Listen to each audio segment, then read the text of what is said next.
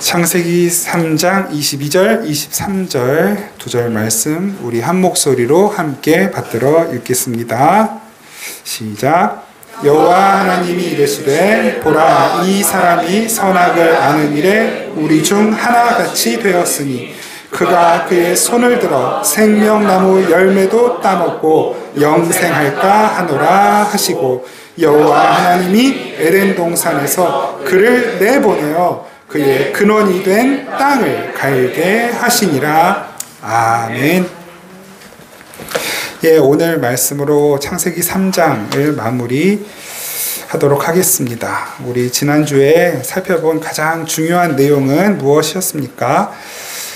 그 생명나무 열매로 이룰 수 없는 그 길을 차단하여 자기 힘으로는 절대 그 생명나무 열매를 따먹고 영생할 수 없는 우리들에게 예수 그리스도의 몸을 찢으셔서 그 길을 열어놓으시고 그 길 앞에 놓여있는 화염검의 저주를 걷어내시고 그 앞을 가로막고 있는 스랍들, 그룹들, 천사들을 통과하여, 무사 통과하여 생명나무 열매를 얼마든지 취할 수 있도록 예수께서 은혜를 베푸셨다.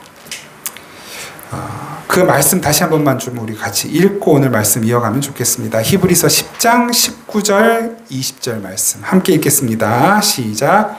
그러므로 형제들아, 우리가 예수의 피를 힘입어 성소에 들어갈 담력을 얻었나니 그 길은 우리를 위하여 휘장 가운데로 열어놓으신 새로운 살 길이요, 휘장은 곧 그의 육체니라. 아멘.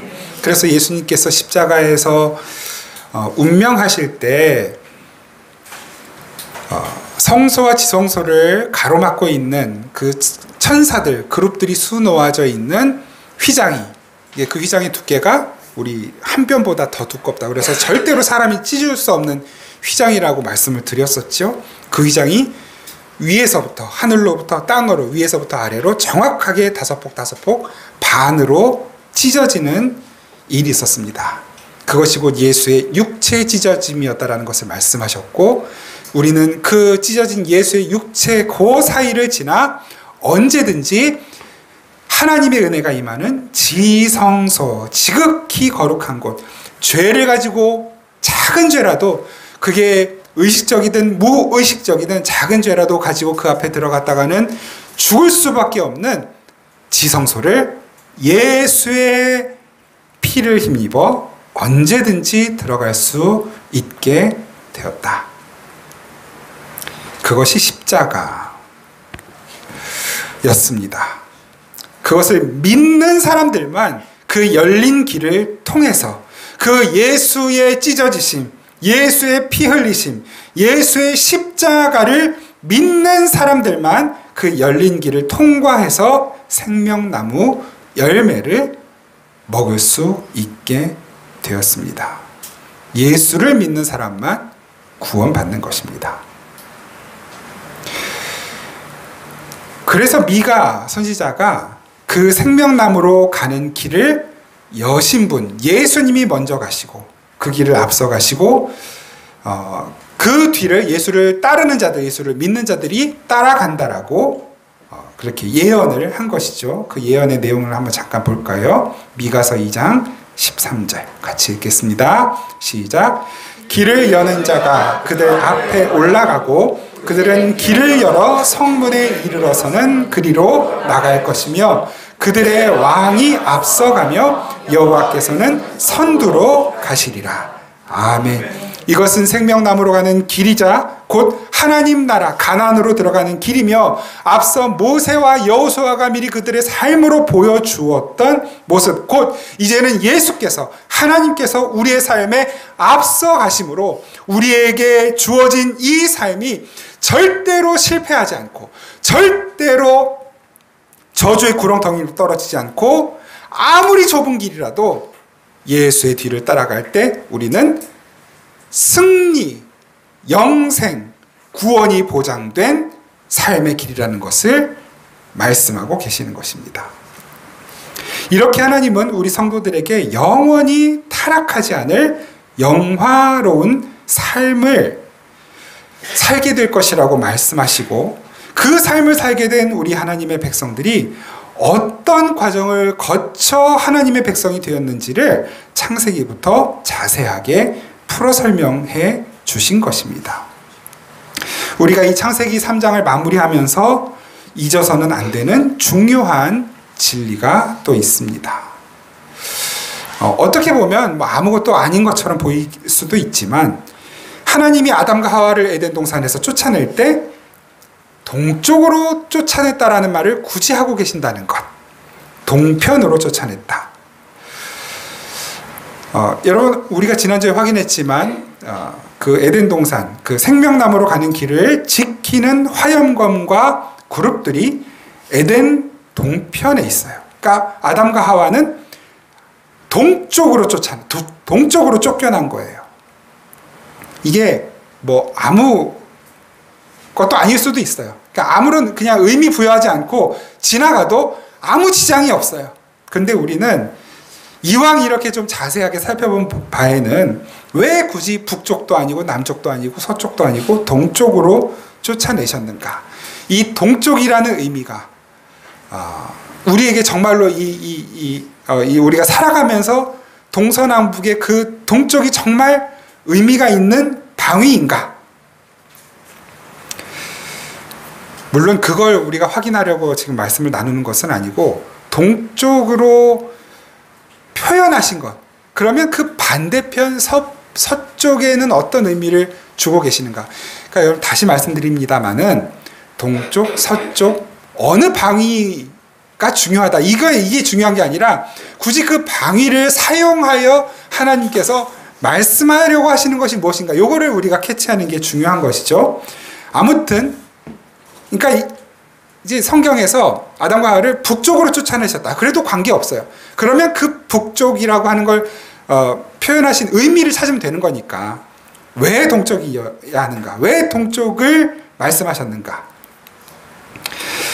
하나님이 떠나신, 하나님이 안 계신 동쪽이 저주의 땅이 된다라는 걸 보여주고 계시는 거예요. 원래 성경에서는 동쪽이라고 하는 것을 사용할 때는 항상 밝은 편, 해가 떠오르는 편, 은혜 이런 것들을 상징하거든요.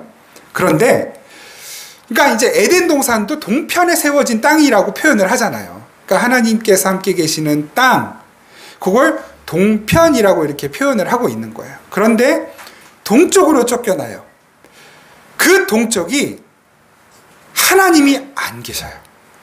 하나님이 떠나신 동쪽이 될 때 그 땅이 어떤 땅이 되는가? 창세기 11장 2절 말씀.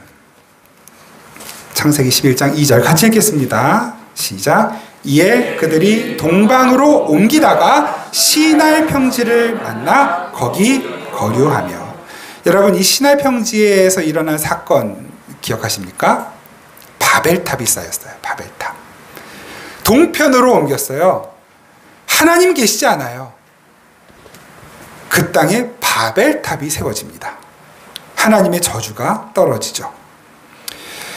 창세기 13장 11절 같이 읽겠습니다. 창세기 13장 11절 시작. 그러므로 롯이 요단 온 지역을 택하고 동으로 옮기니 그들이 서로 떠난지라. 아멘. 아브라함과 롯이 서로 이렇게 나누어지는 장면 기억하시죠?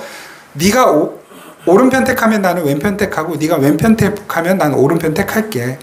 네가 동쪽으로 가면 난 서쪽으로 가고 네가 서쪽으로 가면 난 동쪽으로 갈게. 너 보기에 좋은 땅을 택해라. 롯이 동쪽을 택했어요. 왜냐하면 살기 좋아 보였거든요. 그 땅이 어떤 땅이었습니까? 롯이 간 땅, 그 동쪽 소돔과 고모라 땅이었죠. 하나님이 계시지 않은 땅은 쾌락을 추구하고 죄악을 즐겨하는 저주받은 자들이 사는 땅의 대명사처럼 되어버립니다. 소돔과 고모라. 하나님을 떠난 인간들이 스스로 하나님이 되겠다고 만용을 부리고 교만해진 땅.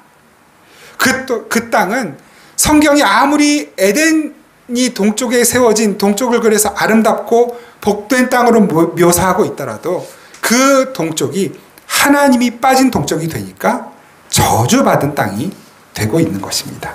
그 이야기하고 계시는 거예요. 출애굽기 14장 21절 말씀 같이 읽겠습니다. 출애굽기 14장 21절 시작. 모세가 바다 위로 손을 내밀매 여호와께서 큰 동풍이 밤새도록 바닷물을 물러가게 하시니 물이 갈라져 마른 땅이 된지라. 아멘. 홍해를 말리는 바람도 동쪽에서 부는 동풍이죠.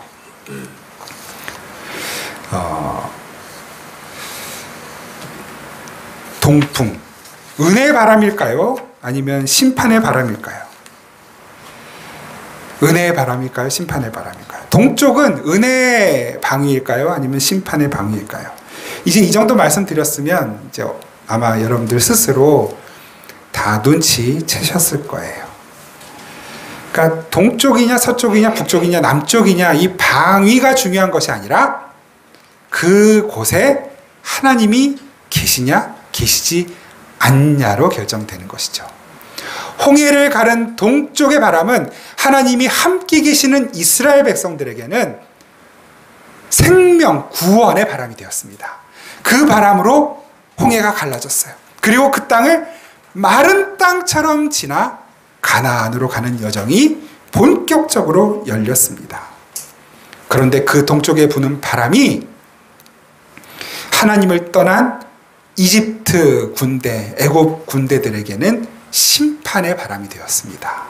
그 홍해에 다 수몰되어 죽게 되는 것이죠. 여러분, 이런 내용들이 우리에게 가르쳐주고 있는 것은 너무나 중요합니다. 우리 인간이 하나님을 떠나게 되면 그곳이 아무리 환경적으로 훌륭하고 편하고 모든 것이 다 갖추어져 있어서 불편한 게 아무것도 없는, 그래서 우리에게 늘 즐거움을 줄 수 있는 곳이라 하더라도 하나님이 떠나면 그곳은 저주의 땅이 되는 것입니다. 이제 이 시점에서 하나님 같이 된다라고 하는 것이 무엇을 말씀하시는지를 함께 조금 들여다보려고 합니다. 하나님 같이, 남자답게, 이건 우리가 확인했죠. 하나님 같이 된다. 여러분, 창세기 3장까지 지금 하나님 같이 된다라고 하는 말이 몇 번 나오게요? 퀴즈. 그냥 찍어보세요. 하나님 같이 된다. 지금 우리가 창세기 3장까지 여러분 한번 이렇게 돌려보십시오. 그러면 아마 답을 쉽게 아실 수 있을 거예요. 한 번. 그러니까 이게 뭐 의미상으로 하나님 같이 된다. 의미상으로라도. 그냥 찍어요. 혹시 뭐 알아요? 뭐가 나? 3번. 정답. 3번 정답. 이제 여기서 그 3번이 뭐냐라고 물어보면 이제 큰일 나는 거죠. 우리 현수에게는 상품 줍니다. 상품. 상품. 예. 기대는 하지 마시고. 하나님 같이, 창세기 1장 26절에서 28절 같이 한번 볼까요? 창세기 1장 26절에서 28절 시작. 하나님이 이르시되 우리의 형상을 따라 우리의 모양대로 우리가 사람을 만들고 그들로 바다의 물고기, 새와 가축과 온 땅과 땅에 기는 모든 것을 다스리게 하자 하시고, 하나님이 자기 형상 곧 하나님의 형상대로 사람을 창조하시되 남자와 여자를 창조하시고, 하나님이 그들에게 복을 주시며 하나님이 그들에게 이르시되 생육하고 번성하여 땅에 충만하라. 땅을 정복하라. 바다의 물고기와 하늘의 새와 땅에 움직이는 모든 생물을 다스리라 하시니라. 아멘. 보셨습니까? 하나님 같이 우리가 우리의 형상을 따라 우리의 모양대로 하나님 같이 사람을 만들고, 그래서 하나님이 자기 형상, 하나님의 형상대로 하나님 같이 하나님처럼 사람을 만드셨어요. 여기에서의 하나님 가치의 주체는 하나님이시죠. 하나님이 인간에게 주신 복의 내용이에요. 하나님 같이 되는 것. 하나님 같이 되는 것. 그러니까 하나님 같이, 인간이 하나님 같이 되는 것의 주체가 하나님이신 거예요. 하나님이 인간을 하나님 같이 만드셨다. 두 번째는 언제 하나님 같이 나옵니까? 창세기 3장 5절 같이 읽겠습니다. 창세기 3장 5절 시작. 너희가 그것을 먹는 날에는 너희 눈이 밝아져 하나님과 같이 되어 선악을 알 줄 하나님이 아심이니라. 아멘. 오, 여기도 하나님 같이. 그런데 주체가 누구입니까? 마귀의 꼬임에 의하여 하나님 같이 되어가려는 욕심, 욕망이 사람 안에 들어오는 그 출발점이죠. 세 번째, 바로 오늘 본문에 있습니다. 22절 말씀 같이 한번 읽겠습니다. 오늘 본문 22절 시작. 여호와 하나님이 이르시되 보라, 이 사람이 선악을 아는 일에 우리 중 하나같이 되었으니 그가 그의 손을 들어 생명나무 열매도 따먹고 영생할까 하노라 하시고. 아멘. 자, 처음 하나님 가치는 하나님이 함께 계셔서 하나님이 주체가 되신 하나님 가치. 두 번째 하나님 가치는 마귀의 의도와 계획에 의하여 인간을 하나님 같이 만들려고 하는 어떤 욕망의 시작.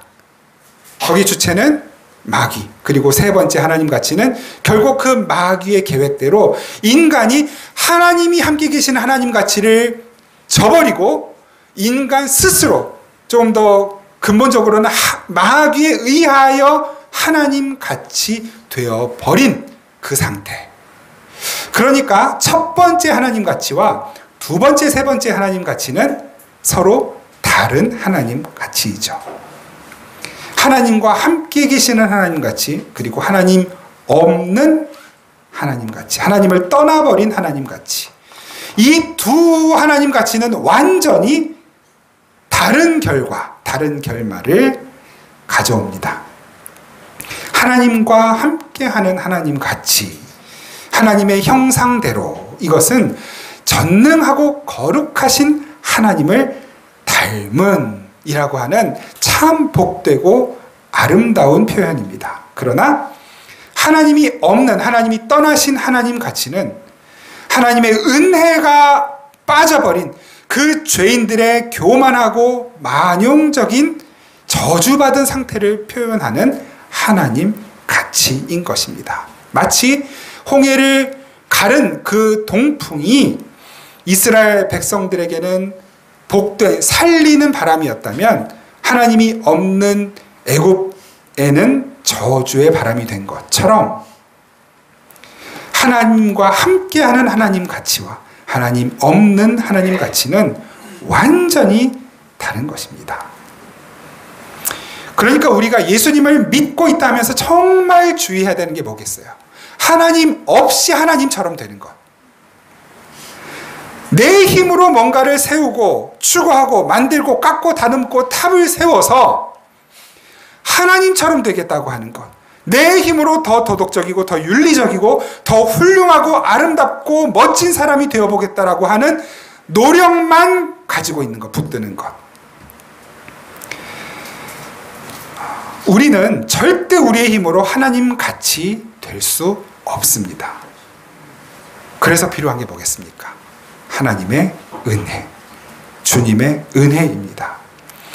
우리의 능력만 가지고는 우리는 선악과를 따먹을 수밖에 없는 존재입니다. 그러나 우리가 하나님의 은혜를 의지하게 될 때 선악과는 거들떠보지 않고 생명나무의 열매를 먹고 예수의 생명, 아들의 생명으로 거듭나 영원한 생명을 누리는 자가 되는 것입니다. 다른 말로 예수의 생명이 우리 안에 들어와, 예수 생명의 씨가 우리 안에 들어와 우리의 옛사람이 사라지고 하나님과 함께하는 삶으로 다시 태어나 예수를 열매로 내놓는 삶이 되는 것입니다.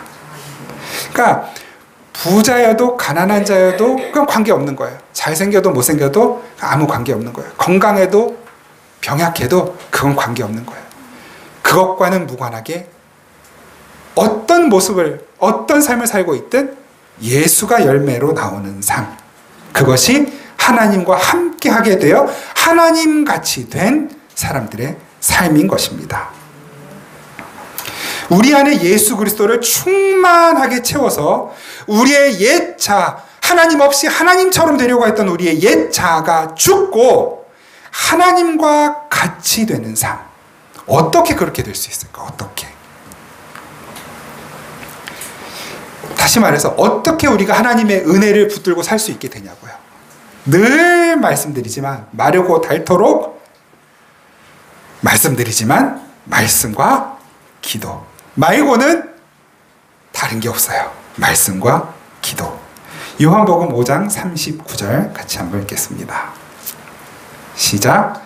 너희가 성경에서 영생을 얻을 줄 생각하고 성경을 연구하거니와 이 성경이 곧 내게 대하여 증언하는 것이니라. 아멘. 여러분, 하나님의 말씀, 성경은 전부가 다 처음 첫 글자부터 마지막 글자까지 예수에 대하여 증거하는 책입니다.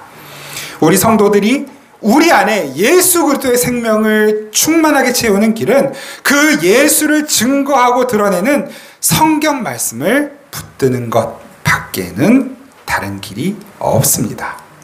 절대 우리의 노력으로 우리가 바뀌지 않아요. 그 말씀을 붙들고 그 말씀을 조명하시는 성령님의 지혜와 은혜를 구하며 기도하는 것. 그 우리의 내 실력으로 말씀을 해석하고 말씀을 재단하고 쪼개고 이리저리 갖다 붙이는 것이 아니라 그 순수한 말씀이 내 삶을 가르고 쪼개고, 하나님의 말씀은 살았고 운동력이 있어. 좌우에 날선 검이잖아요. 내가 내 마음대로 그 검에 내 몸을 들이면 죽어요. 그런데 그 살아있는 말씀이 살리는 검이 되어 내 안에 들어오면 모든 고장나고 아프고 썩고 더러운 것들만 정확하게 초점 맞춰 그것만 타격하고 그것만 도려내어 우리를 거룩하고 정결하고 생명력 넘치는 존재로 수술하여 회복시켜 만들어간단 말입니다. 그러니까 내가 말씀을 해석하는 것이 아니고 말씀이 내 삶을 해석하도록, 말씀이 나의 처지와 상황과 형편과 사정과 나의 생각과 나의 과거와 현재와 미래, 장래, 나의 온 인격을 말씀이 해석하도록 나를 내어드리는 것. 말장난 같죠? 사실 우리가 말씀을 하여가지 언제 말씀이 우리를 해석하도록 내버려 둔 적이 있습니까? 근데 여러분, 그 말씀을 붙들고 하나님 앞에 겸손히 기도하기 시작할 때 그때 우리 느끼잖아요. 아, 이 말씀이 이런 뜻이었구나. 아, 이 말씀이 내 삶의 이 부분을 이렇게 조명해 주시니까 나는 이게 나에게 내려온 형벌인 줄 알았는데 이게 나에게 주신 하나님의 은혜이고 선물이구나. 해석하게 되잖아요. 해석이 되잖아요. 왜 하나님이 나에게 이런 삶을, 내 이런 자리를 허락하셨는지 나는 이게 너무나 원망스럽고 불평스러웠는데, 아, 말씀이 이걸 해석해 주시니까 이건 나에게 원망거리, 불평거리가 아니라 어떤 것 봐도 감사해야 할 내용이었구나. 해석해 주시는 거예요.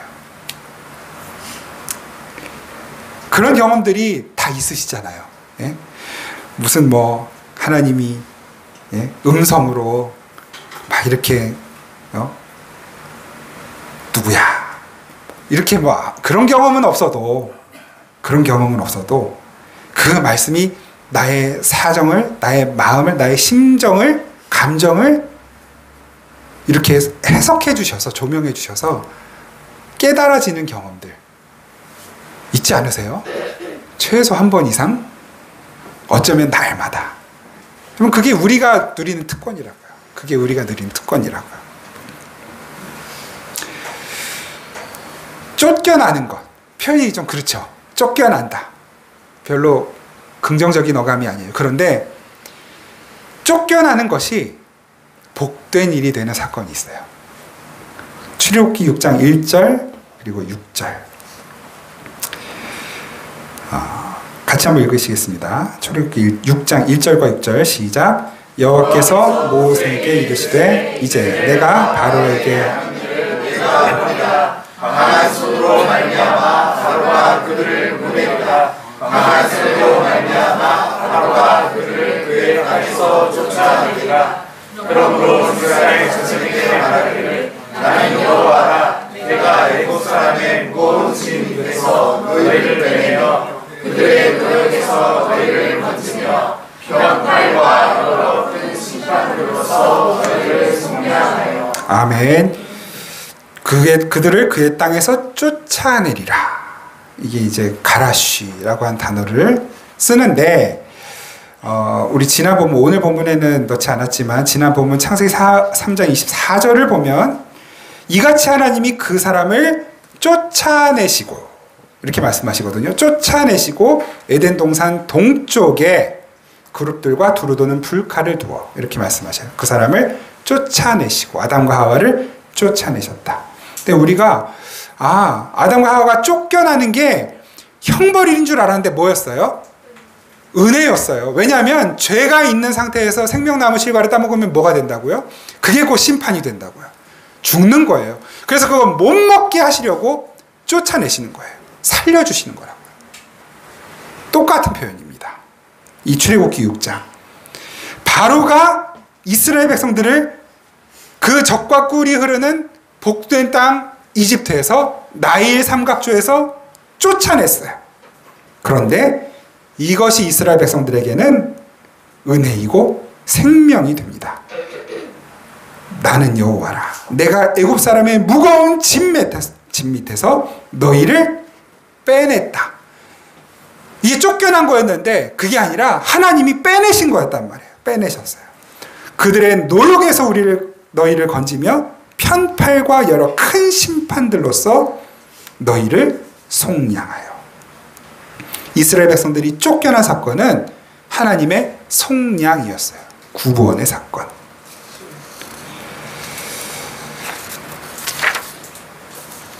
이스라엘 조상인 아브라함이 갈대아 우르 동쪽에서 서쪽 가나안으로 쫓겨납니다. 하나님이 내보내시죠. 그 갈대아 우르, 동편 땅 갈대아 우르, 하나님이 없는 그 땅은 우상 숭배의 땅이었어요. 그런데 그쪽에서 하나님이 뽑아내셔서 서쪽 편으로 보내십니다. 저주의 땅에서 축복의 땅으로 쫓겨나고 있는 거예요. 저주의 땅 이집트에서 축복의 땅 가나안으로 쫓겨나고 있는 것입니다.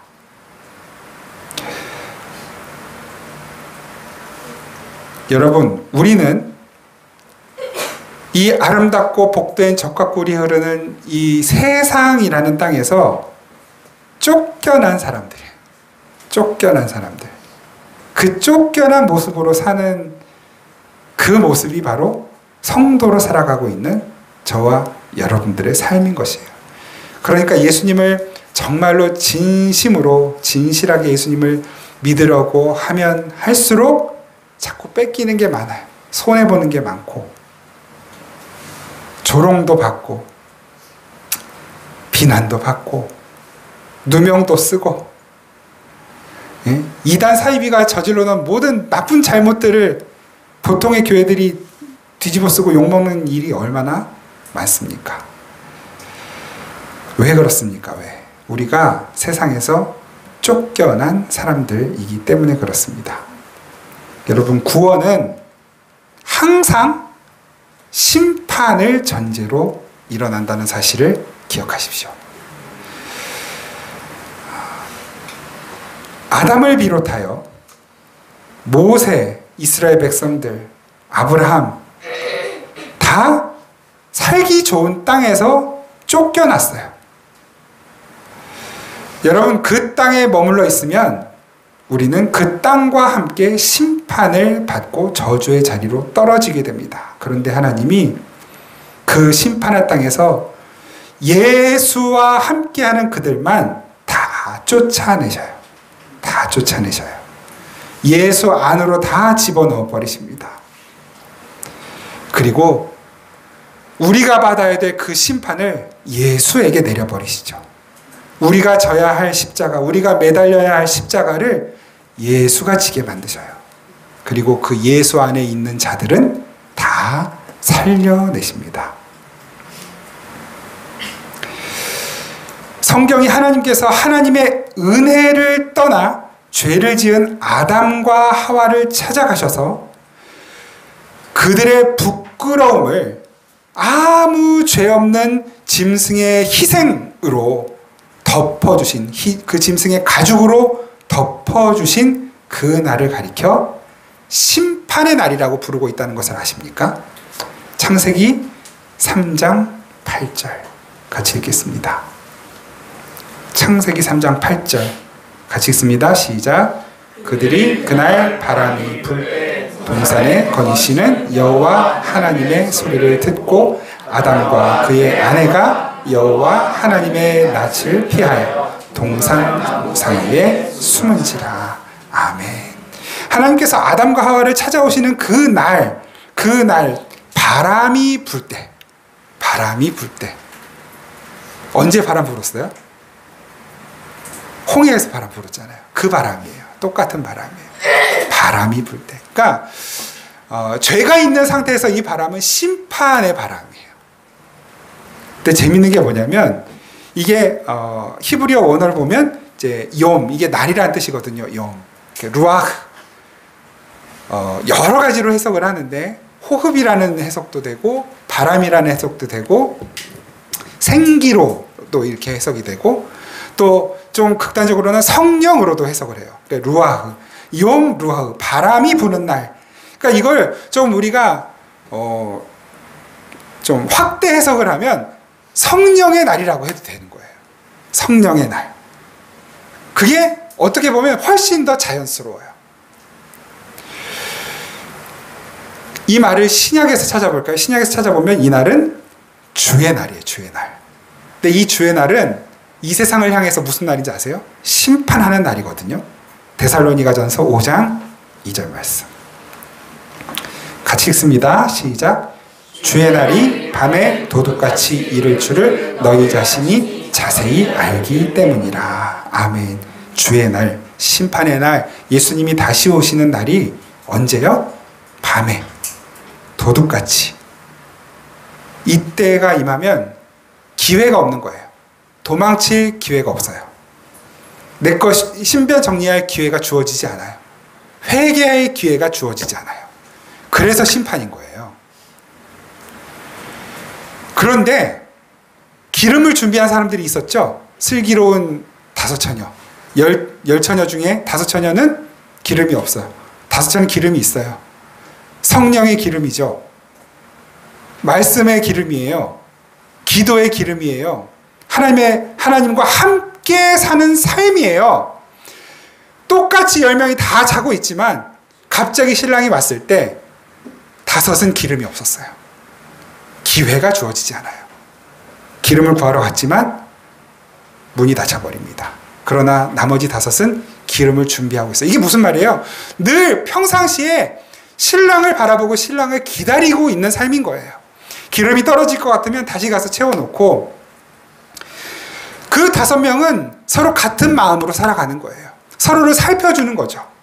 우리는 신랑을 맞이할 사람들, 신랑을 기다리는 사람들. 사람들이 지금까지도 안 온 신랑이 또 언제 온다고 며칠 기름 없이 살아도 문제 없었잖아. 괜찮아. 이게 이제 어리석은 5인 것이고, 우리는 늘 일상이 다람쥐 쳇바퀴 돌듯 돌아가고 반복되고 무료하고 지루한 재미없는 삶일지라도 매 순간순간 그 기름이 떨어지지 않도록 말씀과 기도로 그 등불을 채우며 사는 거예요. 그들에게 찾아온 주의 날, 그들에게 부은 바람의 날, 그날은 성령의 날이며 은혜의 날이며 회복의 날이며 구원의 날인 것입니다. 그러나 이 세상에는 그 바람의 날 주의 날이 심판의 날이 된 것입니다. 바람이 불 때, 옛날 개역 한글판에는 날이 서늘할 때 이렇게 돼 있어요. 날이 서늘할 때. 그 서늘한 바람이 우리에게는 생명의 바람, 성령의 바람입니다. 바람이어야 합니다. 이곳에 계신 그 어느 누구에게도 그 바람이 심판의 바람이 되지 않아야 합니다. 물론 당연한 것이고요. 그리고 그 바람이 우리가 사랑하는 가족들, 이웃들에게도 심판의 바람으로 불지 않고 은혜의 바람으로, 성령의 바람으로 불어야 하기에 우리는 오늘도 그들을 위해 기도하는 것이죠. 여러분, 안 올 것 같지만 그 죄 지은 이 세상에 속한 하나님 없이 스스로 하나님이 되려고 몸부림치며 살아가는 이 세상 모든 사람들이, 이 세상이 심판을 받는 날은 반드시 옵니다. 그런데 우리 성도들에게는 그날이 구원의 날인 것이에요. 그래서 우리가 고백하는 것입니다. 아멘. 주 예수여, 어서 오시옵소서. 어서 오시옵소서. 어서 오시옵소서. 속히 오시옵소서.